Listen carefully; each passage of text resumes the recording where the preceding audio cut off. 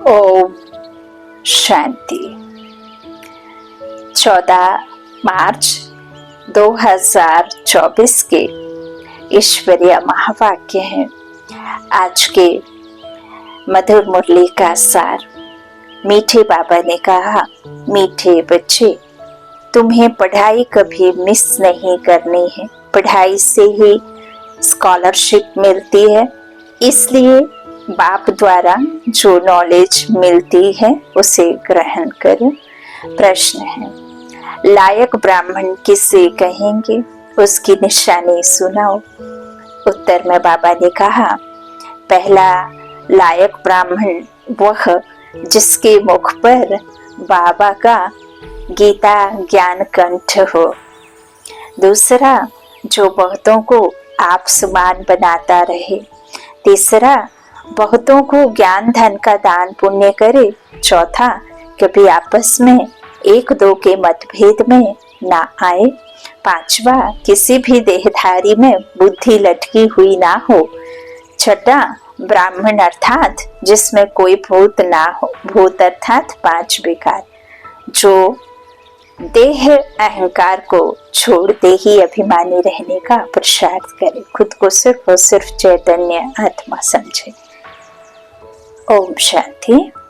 बाप ने अपना और सृष्टि चक्र का परिचय तो दिया है। यह तो बच्चों की बुद्धि में बैठ गया है कि सृष्टि चक्र हूबहू रिपीट होता है। जैसे नाटक बनाते हैं, मॉडल्स बनाते हैं, फिर वह रिपीट होते हैं।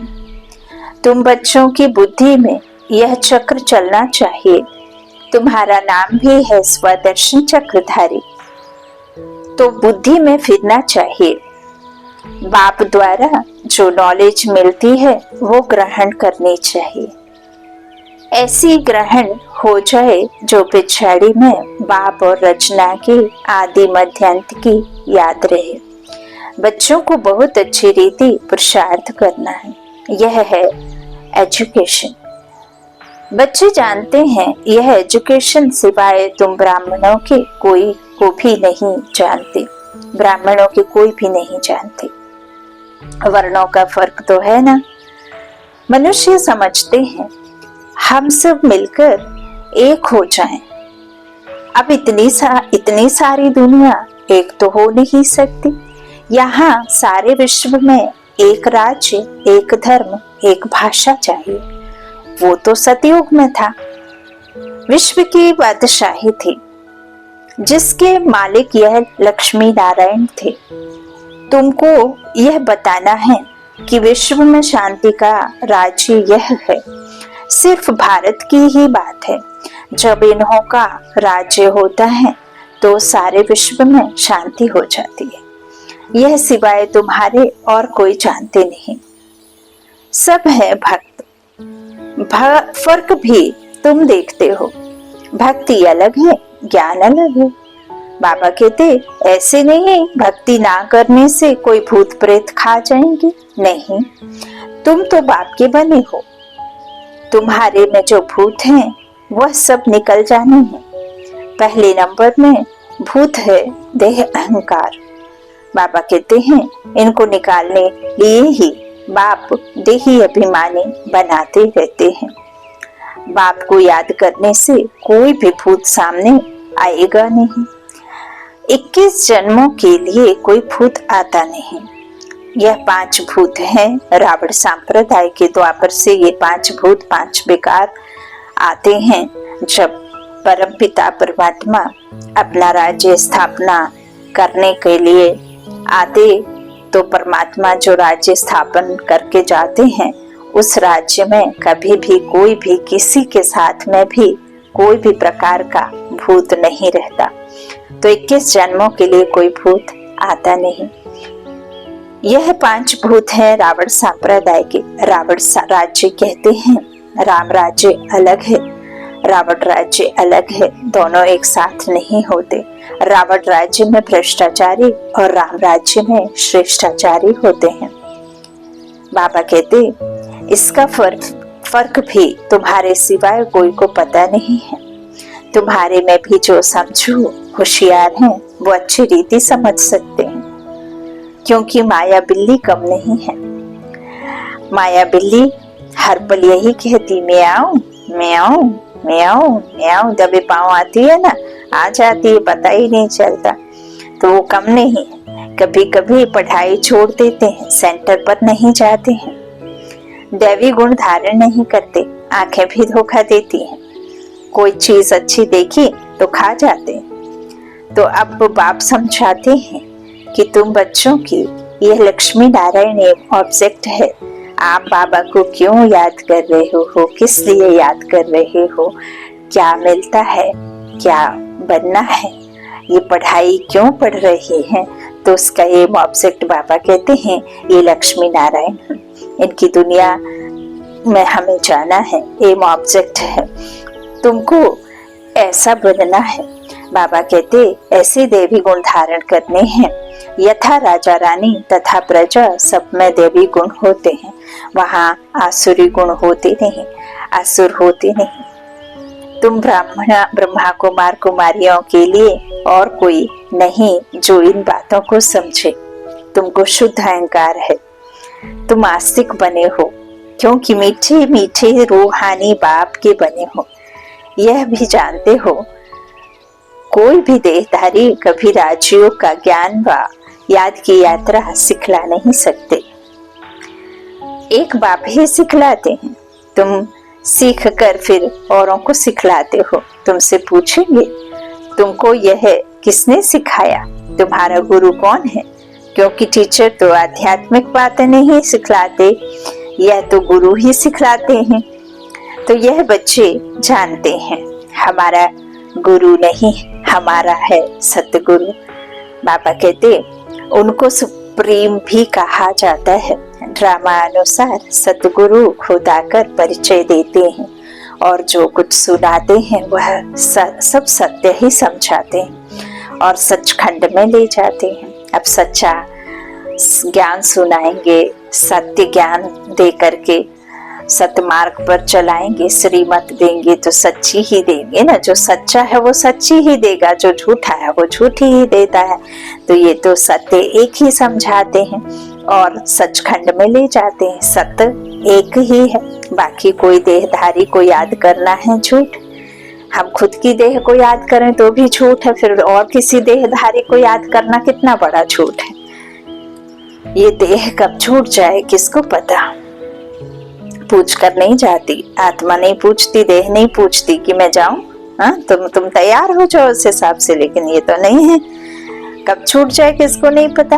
तो ये दुनिया ऐसी ही है, क्योंकि ये रावण की दुनिया है, यहाँ पूछ कर नहीं जाती, पर राम राज्य में भल उसको आभास हो जाता है, साक्षात्कार हो जाता है। तो देहधारी को याद करना है झूठ।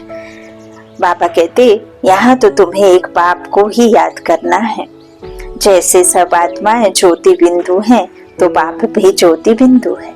बाकी हर आत्मा के संस्कार कर्म अपने अपने हैं, एक जैसे संस्कार हो नहीं सकते। अगर एक जैसे संस्कार हो फिर तो फीचर्स भी एक जैसे हो, कभी भी एक जैसे फीचर्स नहीं हो सकते, थोड़ा फर्क जरूर होता। भले आपको जरूर मन में इस संकल्प आया होगा कि ट्विंस तो एक जैसे दिखते हैं, पहचान नहीं पाते, लेकिन नहीं, कुछ ना कुछ अंतर जरूर होता है। तो बाबा कहते कुछ ना कुछ फर्क जरूर होता है, कभी भी एक जैसे फीचर्स नहीं हो सकते, थोड़ा फर्क जरूर होता है। एक आत्मा का पार्ट ना मिले दूसरी से, जुआ मिसल ड्रामा चल रहा है। बाबा कहते यह नाटक तो एक ही है, सृष्टि भी एक ही है, अनेक नहीं। यह गपोड़े लगाते कि ऊपर नीचे दुनिया है, आकाश और पाताल कह देते, ना तो आकाश में कोई दुनिया है और ना पाताल में कोई दुनिया है। भारत भूमि इस पृथ्वी पर, इस साकार लोक में, इस बाबा कहते हैं एक first floor, second floor, third floor, लेकिन बाबा ने सेकंड फ्लोर भी इसीलिए बनाया है अभी संगम युग पर, सूक्ष्म बदन जिसे बाबा ने कहा, क्योंकि बाबा कहते वहां साक्षात्कार के लिए इस संगम युग पर उसकी रचना रचनी पड़ती है। यूं तो कोई भी नहीं, सिर्फ दो जहां है, एक निराकारी दुनिया और एक साकारी दुनिया। निराकारी दुनिया जहां हम आत्माओं का घर है, और जो साकारी दुनिया है जहां हम आत्माएं देह लेकर के पाठ बजाती हैं, वो है साकार लोग, जहां हम देख कर, छू कर, सुनकर, महसूस करते हैं, है ना, समझते हैं, तो वो है ये साकार लोग। बाकी आकाश पाताल कोई दुनिया नहीं है। अब देखो, रावण के तो कोई पुतले पानी में या कहीं समंदर में मिले नहीं, शिवलिंग मिले हैं, मूर्तियां मिली हैं, कोई ऐसे जो हमने कह दिया कि हमारे आदि मानव जैसे हमारे कर्म थे और बांदर के माफिक हमारी लाइफ थी, तो ना तो बांदर के कंकाल मिले, ना ही किसी तरह का कुछ आपको पाषाण मूर्तियां उनकी मिली हैं बंदरों की। तो बंदर के माफिक जो अभी हमारी बाबा कहते हैं कि फितरत हो गई है। बंदर क्या करता है, एक मरे हुए बच्चे को भी अपनी छाती से लगा करके रखता है, इतना मोह होता है उसे। तो यहाँ भी बाबा कहते हैं कि वो बंदर जानवर की बात नहीं, जो तुम्हारे अंदर में जानवर के माफिक आसुरी अवगुण जो हो गए हैं, कि तुमको जो झूठा है उससे इतना मोह हो गया है कि उसके छोड़ने से, छूटने से तुम कांप जाते हो, है ना। छोड़ने की तो बात दूर दूर है, पहले ही घबराए हुए हो देह के छूटने से, धन माया के खोने से। तो यह सब झूठा है जिससे आपने बंदर के माफिक क्या कर दिया। सीरत बाबा ने हमारी बंदर के माफिक कही, बंदर को दिखा दिया है कि बुरा मत कहो। गांधी जी के 3 बंदर, जबकि बापू जी के 3 बंदर कौन, हमको ही बाबा कह रहे कि बुरा मत कहो, बुरा मत देखो, बुरा मत सुनो, है ना। तो बाबा कहते ऊपर यह कपोड़े लगाते कि ऊपर नीचे दुनिया है, ऊपर तारों में दुनिया है। बाबा कहते यह किसने बताया है, तो नाम लेते हैं शास्त्रों का। शास्त्र तो जरूर कोई मनुष्य ने लिखे होंगे। अब यहाँ हम ज्ञान में चल रहे हैं तो हमें इसका भी गुमान नहीं होना चाहिए, क्योंकि जो सबसे पहले इस दुनिया में पाठ बजाने सतयुग में आया, वही द्वापर में सबसे पहले आया होगा। तो हो सकता है वो लक्ष्मी नारायण ही हो, उन्होंने ही बैठ करके लिखे हो, वही सूरदास कबीरदास वही राजा बने हो, वही जो हद की हिस्ट्री में हम पढ़ते हैं उनकी ही आत्मा ने वो शरीर पहना हो। तो कह नहीं सकते कि किसने शास्त्र लिखे, लेकिन शास्त्रों का भी बाबा कहते हैं जो गायन है तो वो द्वापर से शुरू होता है, क्योंकि वो वर्षंस हैं। तो बाबा ने कहा कि परिवार सिर्फ माता पिता का और बच्चों का होता है, लेकिन फिर देखो कितने सारे रिश्ते हैं, दादा दादी, काका काकी, नाना नानी, मासा मासी, भाई बहन, ना जाने कितने। तो सिर्फ माता पिता भाई बहन, है ना, तो इतना संबंध। लेकिन यहाँ तो संबंध बहुत सारे। तो वो जो द्वापर में बैठ करके शास्त्र लिखे है ना, तो वो शास्त्र ऐसे ही है, वर्षंस है, मतलब रिश्ते नाते हैं। और गीता एक ही है, उसके ये रिश्तेदार हैं, और गीता का भगवान निराकार राम है। बाकी बाबा कहते हैं कि जो वर्षा है वो इस ही गीता के ज्ञान से तुम बच्चों को बाप के द्वारा मिलता है। जब श्रीमत पर चल आप वैसे बन जाते हो जैसे ज्ञान सागर कहता है। तो भगवान जैसा कहते वैसे। तो बाबा कहते तुम जानते हो यह तो बना बनाया खेल है ना। तो जो कुछ है बाबा कहते जैसे गपोड़े मारते हैं, तो ना कहते थे शास्त्र में लिखा, तो शास्त्र तो मनुष्यों ने लिखे होंगे, तुम जानते हो यह तो खेल है। तो सेकंड बाय सेकंड जो सारी दुनिया का पाठ बचता है, यह भी ड्रामा का बना बनाया खेल है। तुम बच्चों की बुद्धि में आ गया यह चक्र कैसे फिरता है, सभी मनुष्य मात्र जो हैं वह कैसे पाठ बजाते हैं। बाबा ने बताया है सतयुग में सिर्फ तुम्हारा ही पाठ होता है, नंबर 12 आते हो पाठ बजाने। बाबा कितना अच्छी रीति समझाते हैं। तुम बच्चों को फिर औरों को समझाना पड़ता है। बड़े बड़े सेंटेंस खुलते रहेंगे। अभी तो देखो, जब ये मुरलियां कब की हैं तब से अब तक तो कितने खुल गए है ना। हर 4 किलोमीटर में, हर एक एरिया में बाबा का अपना ज्ञान देने के लिए बच्चों को निमित्त बना करके स्कूल खोले हैं, पाठशाला खोली है। तो बाबा कहते बड़े बड़े सेंटेंस खुलते रहेंगे तो बड़े बड़े आदमी वहां आएंगे, गरीब भी आएंगे। अक्सर करके गरीबों की बुद्धि में झट बैठता है, बड़े बड़े आदमी भल आते हैं परंतु काम पड़ गया तो कहेंगे फुर्सत नहीं है। बाबा कहते प्रतिज्ञा करते हैं हम अच्छी रीति पढ़ेंगे, फिर अगर नहीं पढ़ते तो धक्का लग जाता है। बाबा कहते माया और ही अपने तरफ खींच लेती है। बहुत बच्चे हैं जो पढ़ना बंद कर देते हैं बीच में ही, कितने अपने सामने भी कितने छूटे तो बाबा तो जानता है ना। पढ़ाई में मिस रहे तो जरूर फेल हो पड़ेंगे। स्कूल में जो अच्छे बच्चे होते हैं वह कभी शादियों पर इधर उधर जाने की छुट्टी नहीं लेते हैं। देखो, बाबा ने इनडायरेक्टली बता दिया, बुद्धि में रहता है हम अच्छी रीति पढ़कर स्कॉलरशिप लेंगे इसलिए पढ़ते हैं, मिस करने का ख्याल नहीं करते। उसमें उन्हों को जो पढ़ाई के सिवाय कुछ भी मीठा नहीं लगता है। जो पढ़ाकू होते हैं ना, उनको पढ़ाई के अलावा कुछ भी नहीं दिखता है ना, तो उनको सिर्फ पढ़ाई दिखती है, वही मीठी लगती है। समझते हैं मुफ्त समय वेस्ट होगा। यहाँ एक ही टीचर पढ़ाने वाला है तो कभी पढ़ाई मिस नहीं करनी चाहिए। इसमें भी नंबरवार पुरुषार्थ अनुसार है। बाबा कहते हैं देखते हैं पढ़ने वाले अच्छे हैं तो पढ़ाने वाले की भी दिल लगती है। टीचर का नाम वाला होता है, ग्रेड बढ़ती है, उच्च पद मिलता है। यहाँ भी बच्चे जो जितना पढ़ते हैं उतना उच्च पद पाते हैं। बाबा कहते हैं एक ही क्लास में कोई पढ़कर उच्च पद पाते हैं, कोई कम। सबकी कमाई एक जैसी नहीं होती है।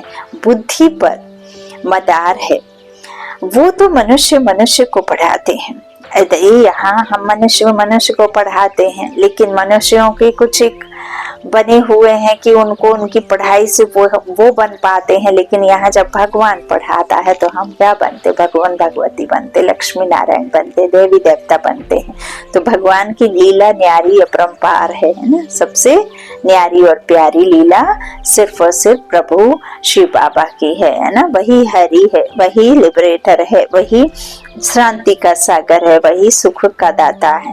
तो बाबा कहते उच्च पद पाते हैं, लेकिन जो मनुष्य को पढ़ाते हैं तो वो उससे कुछ नहीं प्राप्त होता, उससे शरीर निर्वाह अर्थ ही पढ़ाई पढ़ पाते हैं। तो यहाँ तो तुम्हें आधे कल्प कुछ नहीं करना पड़ेगा। यहाँ तो नौकरी पाने के लिए पढ़ते हैं और फिर उसमें भी अलग अलग होते, कोई भरीड होते हैं, कोई कुछ। तो वहाँ भी ऐसे मर्तबे तो होंगे, लेकिन वहाँ कोई भूख या किसी भी प्रकार का कोई दुख अशांति नहीं होगी, जो सब एक बराबर। तो बाबा कहते तुम जानते हो बेहद का बाप हमको पढ़ाते हैं तो अच्छी तरह पढ़ना चाहिए, गफलत नहीं करनी चाहिए, पढ़ाई को छोड़ना नहीं चाहिए। एक दो के ट्रैक्टर भी बन जाते ना दुश्मन, तो उल्टी सुल्टी बातें सुनाकर परमत पर नहीं चलना चाहिए, श्रीमत के लिए। बाबा कहते कोई कुछ भी करे तुमको तो निश्चय है बाप हमको पढ़ाते हैं, फिर बहुत पढ़ाई छोड़नी नहीं चाहिए। बच्चे नंबरवार हैं, बाप तो अव्वल नंबर है। इस पढ़ाई को छोड़ और कहाँ जाएंगे, और कहाँ से यह पढ़ाई मिल ना सके। शिव बाबा से पढ़ना, सौदा भी शिव बाबा से करना। कोई उल्टी सुल्टी बातें सुनाकर औरों का मुख मोड़ देते हैं। यह बैंक शिव बाबा की है। समझो कोई बाहर में सत्संग शुरू करते कहते हैं हमें शिव बाबा की बैंक में जमा करना है, कैसे करेंगे। बच्चे जो आते हैं शिव बाबा की भंडारी में डालते हैं, 1 पैसा भी देते हैं तो 100 गुना होकर मिलता है। बाबा कहते हैं शिव बाबा तुमको इनके बदले महल मिल जाएंगे। शिव बाबा क्या कहते कि तुमको इतना जो देते हो ना उसके बदले महल मिल जाएंगे। ये सारी पुरानी दुनिया खत्म होने वाली है। धनवान अच्छे कुटुंब से बहुत आते हैं। ऐसे कोई नहीं कहते हैं कि हमारी शिव बाबा के भंडारे से परवरिश नहीं होती है। सबकी पालना हो रही है। कोई गरीब है, कोई साहूकार है, साहूकार से गरीब पलते हैं, साहूकार से गरीब पलते हैं, इसमें डरने की बात नहीं। बहुत चाहते हैं हम बाबा के बन जाएं। बाबा कहते हैं परंतु लायक भी हो, तंदुरुस्त भी चाहिए, ज्ञान भी दे सके। गवर्नमेंट भी बहुत ऊंच जांच कर रही है, कर लेती है ना गवर्नमेंट, तो यहाँ भी बाबा कहते हैं सब कुछ देखा जाता है, सर्विस कर सकते हैं, नंबरवार तो है। अपना अपना बाबा कहते अपना अपना पुरुषार्थ कर रहे हैं। कोई अच्छा पुरुषार्थ करते करते फिर एब्सेंट हो जाते हैं, कारणे या कारणे आना छोड़ देते हैं, फिर तंदुरुस्ती भी ऐसी हो जाती है। एवर तंदुरुस्त बनाने के लिए यह सब सिखाया जाता है। बाबा कहते हैं जिनको शौक है समझते हैं, याद से ही हमारे पाप करते हैं, वो अच्छी रीति पुरुषार्थ करते हैं। कोई तो लाचार टाइम पास कर रहे हैं, अपनी अपनी जांच करनी है। बाप समझाते हैं गफलत करेंगे तो वह पता पड़ जाएगा, यह किसको पढ़ा नहीं सकते। बाबा कहते हैं 7 रोज में तुमको लायक ब्राह्मण ब्राह्मणी बन जाना है। बाबा कहते सिर्फ नाम का ब्राह्मण ब्राह्मणी नहीं चाहिए। हम ब्राह्मण कैसी चाहिए? ब्राह्मण ब्राह्मणी वह जिनके मुख में बाबा का गीता का ज्ञान कंठ हो, गीता का ज्ञान कंठ हो। ब्राह्मणों में भी नंबरवार तो होते ही हैं, यहाँ भी होते ही हैं। पढ़ाई पर अटेंशन नहीं तो क्या जाकर बनेंगे। हर एक को अपना पुरुषार्थ करना है, सर्विस का सबूत देना चाहिए, तब समझ में आएगा कि यह याद पद ऐसा पद पाएगा, फिर वह कल्पांतर के लिए हो जाएगा। बाबा कहते हैं पढ़ते पढ़ाते नहीं है तो अंदर में समझना नहीं चाहिए कि मैं पूरा पढ़ नहीं रहा, पढ़ा नहीं, तब पढ़ा नहीं सकता। बाबा कहते हैं पढ़ाने लायक क्यों नहीं बनते हो, कहाँ तक ब्राह्मणी को भेजेंगे, आप समान नहीं बनाया है। जहाँ अच्छी रीति पढ़ते हैं समय उसको मदद करता है। बाबा कहते जहाँ अच्छी रीति पढ़ते हैं उनको मदद देनी चाहिए। फिर वो कोई भी हो ना बाबा के संगठन में, बाबा कहते बहुत बल होना चाहिए, एक विशेषता का गुण होना चाहिए। अच्छा हम देखो कितने विशेष आत्माएं हैं, क्योंकि हमें बाबा कहते तुम बच्चे इसलिए विशेष हो क्योंकि तुमने कोई इस एक जन्म के लिए मुझे पहचाना या मैंने तुमको अपना बनाया, ऐसा नहीं है। तुम ना जाने कितनी बार काउंट ही नहीं कर सकते, इतनी बार तुम मेरे बच्चे बने हो, है ना। तो इस तरह जो पढ़ते हैं अच्छी रीति उनको मदद देनी चाहिए। बहुतों का आपस में मतभेद रहता है, कोई फिर 1-2 में लटक कर पढ़ाई छोड़ देते हैं।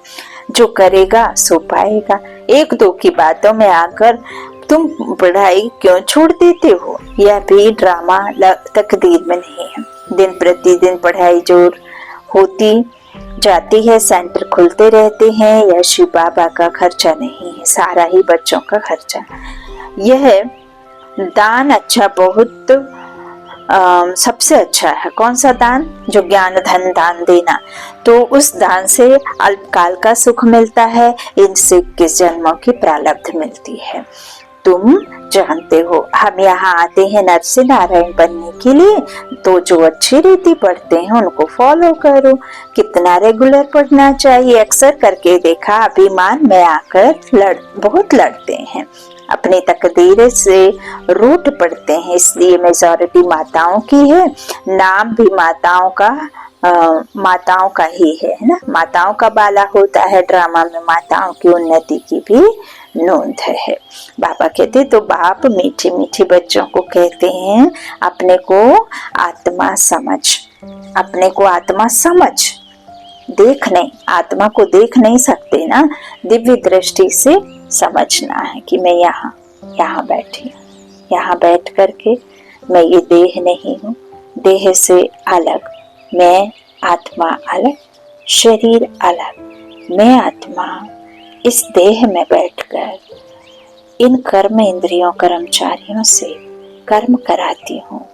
मैं आत्मा एक पत्नी का रोल निभा रही हूँ, सामने अपने पति को साक्षी होकर के देखें कि वो भी आत्मा, एक परमात्मा की संतान, पवित्र, प्योर, शक्तिशाली, निरोगी, जो भी आप उसे बदली करना चाहें, जो भी संस्कार बदली करना चाहें, पहले देखें कि मैं इस शरीर द्वारा कर्म करती, फिर देखें कि मैं परम धाम की रहने वाली, इस प्रकृति के नजारों से परे, इस दुनिया के नजारों से परे, चांद सितारों से, सूक्ष्म बदन से भी पार, तारा गणों नक्षत्रों से भी पार, एक लाइट की दुनिया, निराकारी दुनिया, जहां मेरा पिता इस दुनिया का शहंशाह रहता है।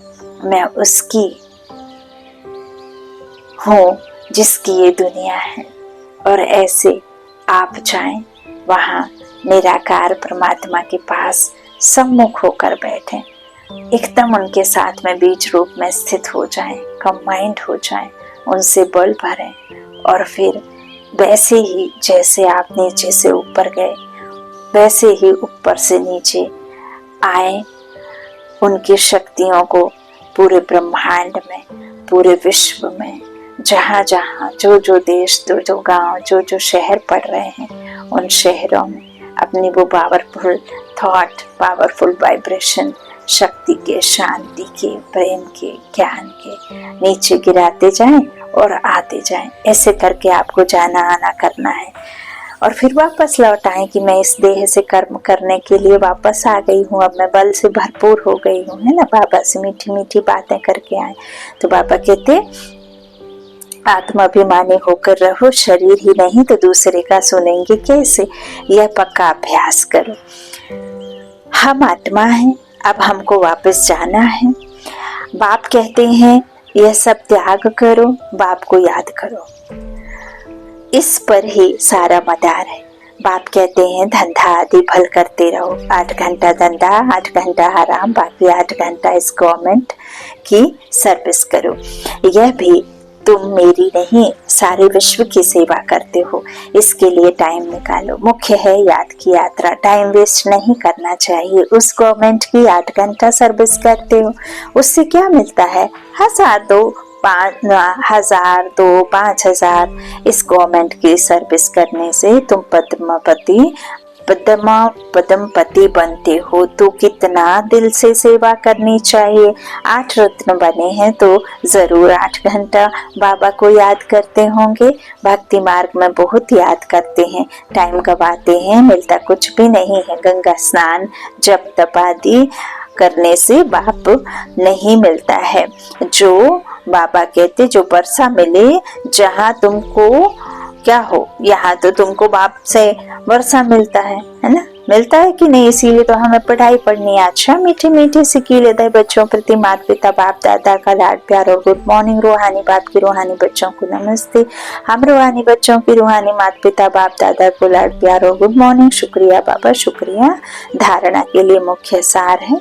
पहला, बाबा ने कहा श्रीमत को छोड़ कभी परमत पर नहीं चलना है, ना परमत ना मनमत, सिर्फ श्रीमत, उस पर चलना है, किसी परमत पर नहीं चलना। उल्टी सुल्टी बातों में आकर पढ़ाई से मुख नहीं मोड़ना, मतभेद में नहीं आना है। दूसरा, अपनी जांच करनी है कि हम कहाँ गफलत तो नहीं करते हैं। पढ़ाई पर पूरा अटेंशन दो, अटेंशन देते देते टेंशन में नहीं आना है। किसी का माथा दुखता है, किसी का कुछ, किसी का कुछ, तो ऐसे नहीं, सहज सरल, बहुत सरल है ना, सहजता से उस बाप को याद करना है जैसे हम अपने पिता को याद करते हैं। तो इसमें पढ़ाई में गफलत नहीं करनी है, अटेंशन देना है, समय व्यर्थ तो नहीं गंवाते हैं, ऐसे चेक करना है। बुद्धि रूपी दर्पण दिया है तो आत्माभिमानी बने हैं, रूहानी सेवा दिल से करते हैं। वरदान है रूहानी अथॉरिटी के साथ निरहंकारी बन सत्य ज्ञान का प्रत्यक्ष स्वरूप दिखाने वाले सच्चे सेवाधारी भव। जैसे वृक्ष में जब संपूर्ण फल की अथॉरिटी आ जाती है तो वृक्ष झुक जाता है, अर्थात निर्माण बनने की सेवा करता है। ऐसे रूहानी अथॉरिटी वाले क्या करते? ऐसे रूहानी अथॉरिटी वाले बच्चे जितनी बड़ी अथॉरिटी उतने निर्माण और सबके स्नेही होंगे।